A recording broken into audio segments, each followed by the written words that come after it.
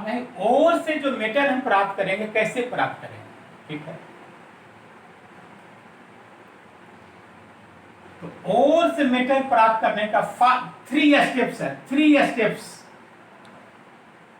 या 4 steps. First step क्या है, ध्यान दीजिए। पहले हम लोग क्या करते हैं कि ओर को, जैसे कोई चीज कैसे होता है, पहले हम ड्रेसिंग करते हैं। जैसे कपड़ा है, कहीं जाना है तो कपड़ा पहले हम झाड़ देते हैं, डस्ट वगैरह बाहर हो जाए। तो पहला काम वही है कि ओर का ड्रेसिंग करते हैं। तो कंसंट्रेशन फर्स्ट है कि ओर का हम कंसंट्रेशन करते हैं, उसको कंसंट्रेट करते हैं, अशुद्धि हटा देते हैं। कंसंट्रेशन ऑफ, इसको ड्रेसिंग भी कहते हैं, ड्रेसिंग ऑफ।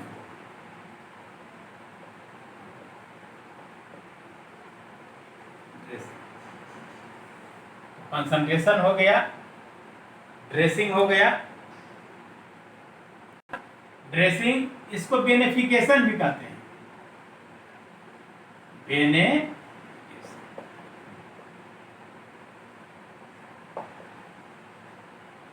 तो कंसंट्रेशन का मतलब समझिए, जैसे चावल का बोरी है, उसमें डस्ट वगैरह है, तो चावल का बोरी से डस्ट हम निकाल दिए, तो चावल कंसंट्रेटेड हो गए, अशुद्धि हट गए, ठीक है।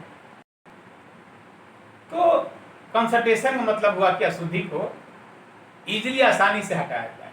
तो कंसंट्रेशन हो गया, पहला क्या हो गया, कंसंट्रेशन। दूसरा क्या होता है कि और जो है उसको मेटल ऑक्साइड में हम लोग कन्वर्ट करते हैं, और को मेटल ऑक्साइड में कन्वर्ट करते हैं। दूसरा है conversion of ore into metal oxide, बहुत इंपॉर्टेंट पॉइंट है। कन्वर्सन ऑफ ओर को कन्वर्ट किस में करेंगे, मेटल ऑक्साइड में।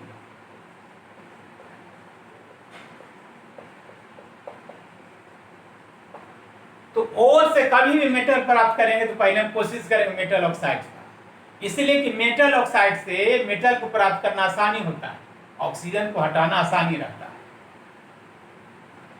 बहुत आसानी रूप से हम लोग ऑक्सीजन को हटा देते हैं। तो पहला कंसंट्रेशन कर देंगे, दूसरा ऑक्साइड बना लेंगे। कैसे बनाएंगे वो बताएंगे, ये तो अभी स्टेप बता रहे हैं। पहला क्या करेंगे, ड्रेसिंग कर देंगे, दूसरा और से मेटल ऑक्साइड बना लेंगे, और तीसरा क्या करेंगे कि मेटल ऑक्साइड से हम लोग रिडक्शन करके मेटल प्राप्त करते हैं। तो ये बहुत इंपॉर्टेंट है, यही मेन चीज होता है, reduction of metal oxide, reduction of metal oxide, metal oxide, reduction of metal oxide. और यहां पर मेटल ऑक्साइड रहेगा, मान लीजिए मेटल ऑक्साइड है, कोई मेटल है, कोई ऑक्साइड है, ठीक है। यहां पर रिडक्शन होते हैं, रिड्यूसिंग एजेंट देते हैं। तो रिड्यूसिंग एजेंट क्या करेगा, ऑक्सीजन को लेकर बाहर हो जाएगा, तो बच क्या जाएगा, मेटल, अब प्लस रिड्यूसिंग एजेंट बाहर हो जाएगा। जैसे मान लीजिए कि जिंक ऑक्साइड, मान लीजिए यहां पर है जिंक ऑक्साइड है, रिड्यूसिंग एजेंट अगर कार्बन दे देंगे, कार्बन क्या करेगा, ऑक्सीजन को पुल कर देगा, तो जिंक बच जाएगा। ऑक्साइड से ऑक्सीजन हटाना आसान है अगर रिड्यूसिंग एजेंट हम दे देंगे तब। आगे देखिए, में फिर देखिए, जैसे HGO है हमारा,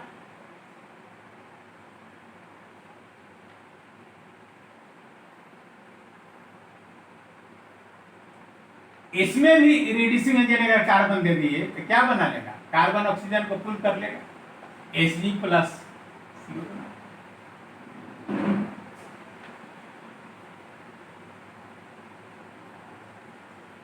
CO2 है, इसमें भी अगर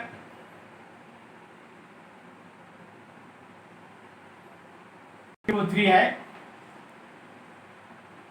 यहां पर हम लोग रिड्यूसिंग एजेंट कार्बन नहीं, कार्बन मोनोऑक्साइड देते हैं, कार्बन मोनोऑक्साइड। यह भी इसमें बहुत प्रोसेस है, लेकिन आयरन को अलग कर देगा और CO2 बाहर हो जाएगा। तो रेड्यूसिंग एजेंट पे तो कार्बन यूज करेंगे या कार्बन मोनोऑक्साइड यूज करेंगे। कभी कभी ऐसा रहेगा ऑक्साइड जो कार्बन द्वारा रिड्यूस नहीं होगा, कुछ ऑक्साइड है जो कार्बन द्वारा रिड्यूस नहीं होगा, जैसे Al2O3 ये कार्बन द्वारा रिड्यूस नहीं होगा, Cr2O3 यहाँ कार्बन द्वारा रिड्यूस नहीं। तो यहाँ पर दूसरा हम लोग रिड्यूसिंग एजेंट लेते हैं, वो बताएंगे, टॉपिक में बताएंगे। तो पहला हुआ कंसंट्रेशन, दूसरा हुआ conversion of ore into metal oxide, तीसरा हुआ रिडक्शन मेटल ऑक्साइड। अब जो मेटल तो हमको प्राप्त हो गया, तीन स्टेप में प्राप्त हो गया मेटल। अब मेटल को थोड़ा हम साफ सुथरा करेंगे, चमकाएंगे उसको, मेटल को चमकाना। तो मेटल को चमकाना जो प्रोसेस है, वो फोर्थ प्रोसेस है, उसको रिफाइनिंग कहते हैं, refining of metal. Refining of कोई भी ओर से अगर प्राप्त करना है मेटल, तो पहला क्या कीजिएगा, बोलिए, कंसंट्रेशन कीजिएगा। दूसरा क्या कीजिएगा, conversion of metal oxide, conversion of metal oxide. अब थर्ड क्या कीजिएगा, बोलिए, मेटल ऑक्साइड से ऑक्सीजन हट, removal of oxygen equal reduction, तो रिडक्शन मेटल ऑक्साइड। ऐसे भी सोचिए ना, मेटल ऑक्साइड है, मानिए कि मेटल ऑक्साइड है, अब इसे जिंक कैसे प्राप्त होगा, ऑक्सीजन हटेगा तब, तो ऑक्सीजन का हटना ही तो रिडक्शन है, रिडक्शन मेटल ऑक्साइड। थोड़ा सा सोचिएगा ना, एनालाइज कीजिएगा तो बहुत अच्छा लगेगा मेटल ऑक्साइड। अब उसके बाद मेटल तो प्राप्त हो गया, अब उसको चमकाएंगे, चमकाने का काम रह गया, उसके को हम लोग रिफाइनिंग कहते हैं या प्यूरिफिकेशन भी कहते हैं। प्यूरिफिकेशन, प्यूरिफिकेशन या इसी को रिफाइन।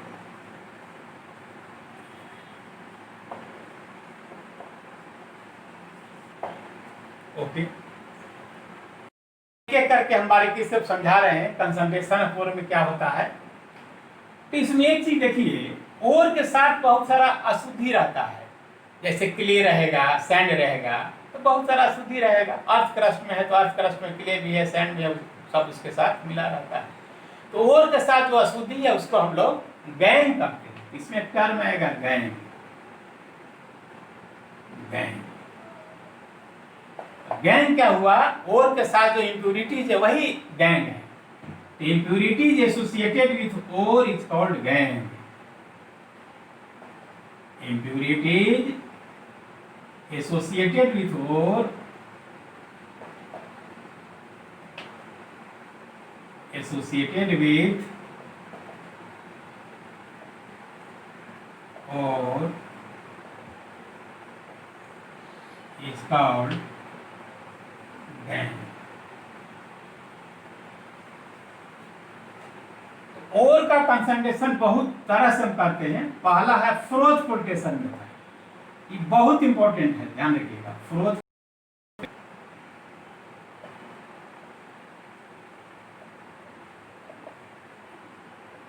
फ्लोटेशन। दूसरा इसमें होता है ग्रेविटी सेपरेशन मेथड। अब एक एक करके बताएंगे। अब आप लोग थोड़ा सा समझने में आसान लगेगा, अच्छा लगेगा, माहौल खुशनुमा रहेगा, कंडीसिव रहेगा, अफर्मेटिव रहेगा, रिलैक्स रहिएगा। अब तीसरा है मैग्नेटिक सेपरेशन। तो कभी कभी आप लोग को देखा right short notes on froth flotation method.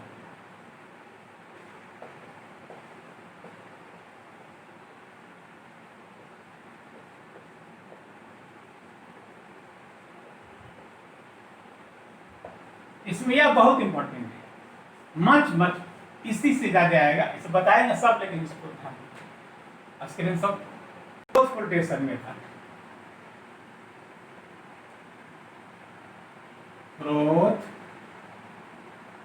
Flotation.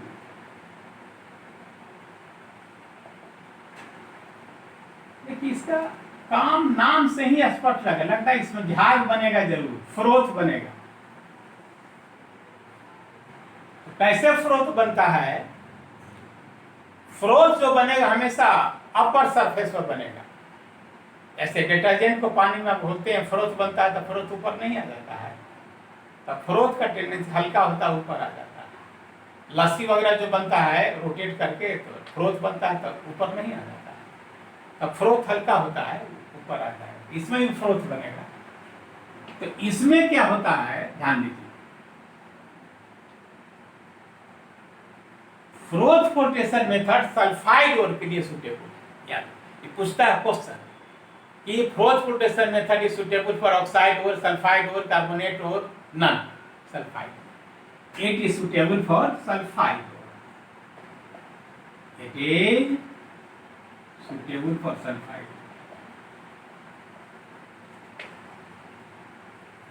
तो सल्फाइड ओर हमारा लाइटर रहता है, sulphide as sulphide ore is lighter, as sulphide ore is. तो सल्फाइड लाइटर है, फ्रोथ के साथ सरफेस पर आ जाएगा, उसको सल्फाइड ओर साथ लाइटर। देन इम्प्यूरिटीज मतलब गैन, और में जो अशुद्धि है उससे हल्का रहता है।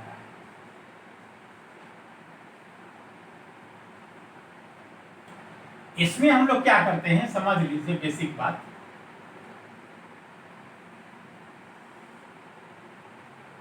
और इज टेकन, उसको पाउडर बना देते हैं। पाउडर बनाने से होता क्या चीज है कि सरफेस एरिया बढ़ गया, रिएक्टिविटी उसका बढ़ जाता है, और सरफेस का भी, फ्रोथ का भी एरिया बढ़ गया। तो और को हम लोग पाउडर कर लेते हैं।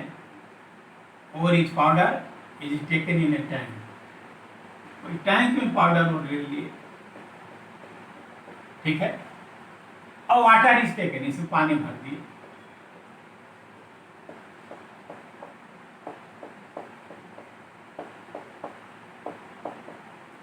इसमें क्या हुआ, पाउडर और हो गया, ध्यान दीजिए, पाउडर और प्लस वाटर, पानी भर दिए हैं। अब क्या करेंगे, इसको एजिटेट करेंगे, एजिटेट करेंगे, स्टीरर से इसको हम लोग एजिटेट करेंगे। उसके बाद इसमें फ्रोथर काम करता है, फ्रोथर, और ऐसा चीज जिससे जहाज आसानी से बने तो फ्रोथर का यूज करते हैं। फ्रोथर जहाज बनाने में हेल्प करता है, it makes help to froth, to make froth. अब फ्रोथर इसमें हम लोग पाइनऑयल देते हैं। पूछता है फ्रोथर क्या यूज होता है, पाइनऑयल या कैम्फर ऑयल भी देते हैं, कैम्फर। देगा which of the following is used as frother in froth flotation method, pine oil, ethyl xanthate, aniline, cresol, pine oil. अब एक बेसिक बात आपको बता देते हैं, कहीं पर एयर वाटर मिलता है, उसको एजिटेट करेंगे तो वहां पर फ्रोथ बन जाएगा। अब यहां पर फ्रोथ बन जाएगा, देखिए फ्रोथ, फ्रोथ बनेगा। तो टैंक को हम लोग क्या करते हैं, दो भाग में बांट देते हैं। क्या पाउडर और है, ऑयल है, वाटर है, एजिटेट किए हैं, फ्रोथ बन गया, तो फ्रोथ सरफेस पर आ गए। अब फ्रोथ के साथ हमारा जो है ओवर पार्ट की फ्रोथ के साथ आ जाएगा। अब इसको हम लोग अलग कर देंगे, अलग कर देंगे। यहाँ फ्रोथ आ गया। अब फ्रोथ को हम लोग ड्राई कर लेंगे, तो इस तरह से हम लोग अशुद्धि इसमें अब सेटल कर जाएगा, अशुद्धि बैठ जाएगा। लेकिन इतना सिंपल है नहीं, इतना सिंपल नहीं है। आप देखिए इसमें powder ore is taken in a tank, powder ore is taken in a tank, ठीक है। पाउडर ore ले लिया, वाटर इसमें ऐड कर दी, वाटर इज एडेड, जस्ट अभी बताए हैं, water is added and pine oil is added as frother, ये जरूर लिखिएगा, pine oil is added as frother। उसके बाद क्या हुआ, इसमें एजिटेट करते हैं, हवा का झोंका देते हैं, झाग बन जाता है। Air is agitated, air is, या a current of air is blown, ऐसे लिख दीजिए, a current of air is blown, current of air is blown, इसमें हवा का झोंका देते हैं। तो कहीं पर पानी, एयर, ऑयल मिले तो झाग बनेगा, as a result froth is formed, as a result froth is formed, froth is formed, और जो है फ्रोथ के साथ बाहर चला जाएगा। अब ये इतना सिंपल है नहीं, अब इसमें बहुत सारा चीज है। इसमें हम लोग देते हैं फ्रोथर दिए, फ्रोथ स्टेबलाइजर देंगे, उसके बाद कलेक्टर देंगे, स्क्रीनशॉट लीजिए। इसको देखिए, फ्रोथ फ्लोटेशन मेथड में बात उतना ही है, लोग उतना ही लिखता है, लेकिन उसका हिडन मैटर यहाँ पर है। देखिए उसको ट्रिक्स देखिए। पहला इसमें फ्रोथर देते हैं, फ्रोथर क्या करता है, it helps to make froth. Frother का काम क्या है, it helps to make froth. अब फ्रोथर में क्या क्या देते हैं, पाइन ऑयल और कैम्फर ऑयल, हो गया ठीक। फ्रोथ स्टेबलाइजर देते हैं, माने फ्रोथ स्टेबलाइजर ऐसा होगा, झाग बनेगा, तुरंत झाग खत्म हो जाएगा तो और नीचे हमारा गिर जाएगा। तो झाग कुछ देर तक रहे, झाग के लाइफ पीरियड को बढ़ाना हम चाहते हैं, इसीलिए फ्रोथ स्टेबलाइजर दिए। तो यह क्या करता है, it can increase life period of froth, froth के लाइफ पीरियड भी बढ़ाता है, कुछ देर तक फ्रोथ रहेगा। तो फ्रोथ स्टेबलाइजर में हम यूज करते हैं एनिलीन और क्रेसोल का। ये सब पूछता objective, which of the following used as froth stabiliser, aniline और क्रेसोल। तीसरा क्या देते हैं, सर्फेक्टेंट या फ्रोथ कलेक्टर देते हैं, फ्रोथ को हम कलेक्ट करते हैं।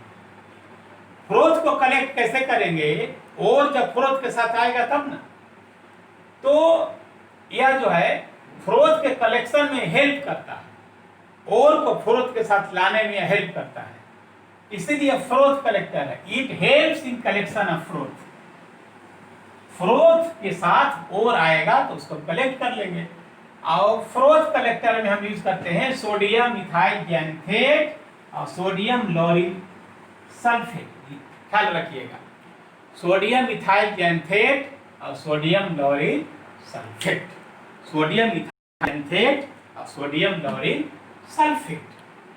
सोडियम इथाइल जैंथेट का फार्मूला यह C2H5O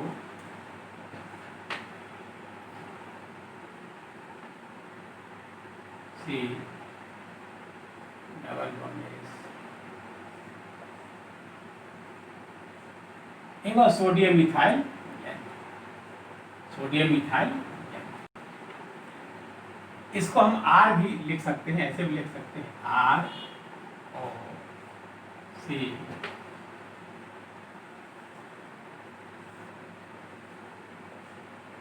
यहाँ पर दो पार्ट है, या इसको हम लोग कहते हैं हाइड्रोफिलिक पार्ट। वाटर से इसको अफिनिटी रहता है, तो हाइड्रोफिलिक पार्ट इसको कहते हैं।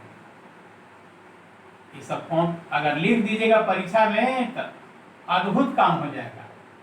Hydrophilic part, hydrophilic part.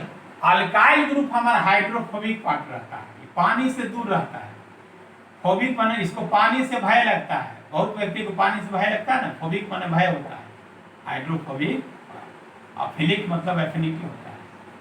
तो यह क्या करता है, सोडियम इथाइल जैंथेट के दो part, hydrophilic part, hydrophobic part. कैसे काम करता है थोड़ा सा समझ आइए हल्का सा।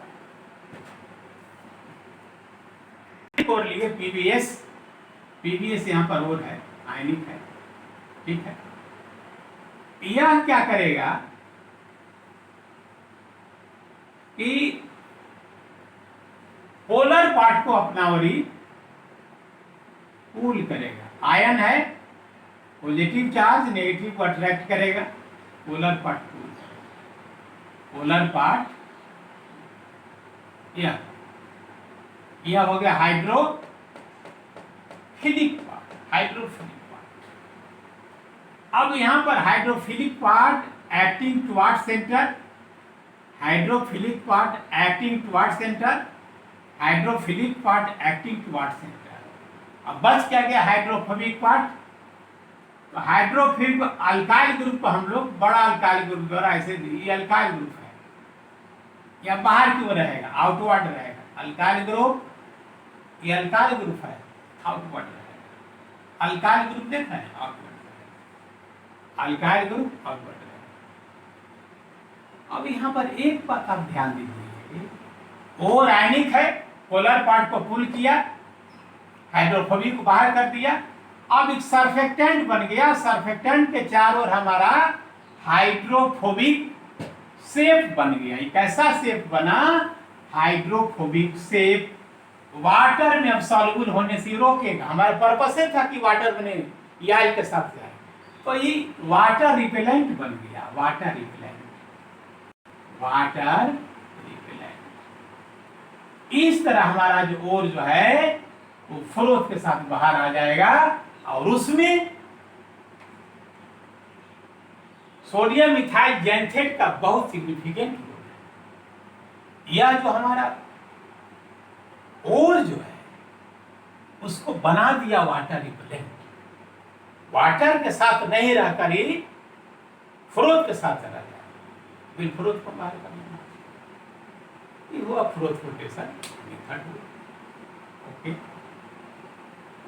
करते हैं जैसे फ्रोथर यूज कर दिए, फ्रोथ स्टेबलाइजर यूज कर दिए, कलेक्टर यूज कर दिए। डिप्रेसेंट, डिप्रेसेंट कहाँ यूज रहता है, जहाँ दो ओर रहता है। अब एक ओर को फ्रोथ हमको बनाना है, दूसरा को नहीं बनाना है, वहाँ यूज करते हैं। जैसे मान लें कि लेड सल्फेट है, लेड सल्फाइड और जिंक सल्फाइड है, यहाँ पर क्या होता है, यह फ्रोथ के साथ चला जाता है। इसको हमको रोकना है, तो वहां पर हम लोग डिप्रेसेंट का काम करते हैं। इसमें डिप्रेसेंट सोडियम साइनाइड रहता है। सोडियम साइनाइड क्या करता है कि जिंक सल्फाइड से करेगा रिएक्शन और एक कॉम्प्लेक्स बना देता है। यही परीक्षा में लिख दीजिएगा तो चमत्कार हो जाएगा। यही कॉम्प्लेक्स बना देता है, कॉम्प्लेक्स है, ठीक है। ये वाटर सॉल्युबल हो जाता है, ये पानी में रह जाता है, और लेड सल्फाइड हमको फ्लोथ के साथ चला जाता है। तो डिप्रेसेंट क्या करता है, दो ओर में एक ओर को पानी में डिजोल्व कर देता है और दूसरा ओर को फ्लोथ के साथ जाने देता है, डिप्रेस करता है, डिप्रेस। इसीलिए इसका काम क्या, इट कैन डिक्रीज, इंक्रीज भी कर सकता है। अब जैसे यह वाटर सॉल्युबल है, इसमें कॉपर सल्फेट हम दे देंगे, तो कॉपर सल्फेट दे देंगे तो फिर हमको जेडीएनएस बन जाएगा और फिर फ्लोथ के साथ ही चल जाएगा। तो इस तरह से हम अलग भी कर सकते हैं। तो कॉपर सल्फेट इंक्रीज कर दिया तो काम किया एक्टिवेटर का, और सोडियम साइनाइड काम किया डिप्रेसेंट का, तो काम किया एक्टिवेटर का। एक्टिवेटर। ऑब्जेक्टिव के लिए बहुत इंपॉर्टेंट क्वेश्चन है, स्टैंडर्ड क्वेश्चन है, और यह काम किया डिप्रेसेंट का।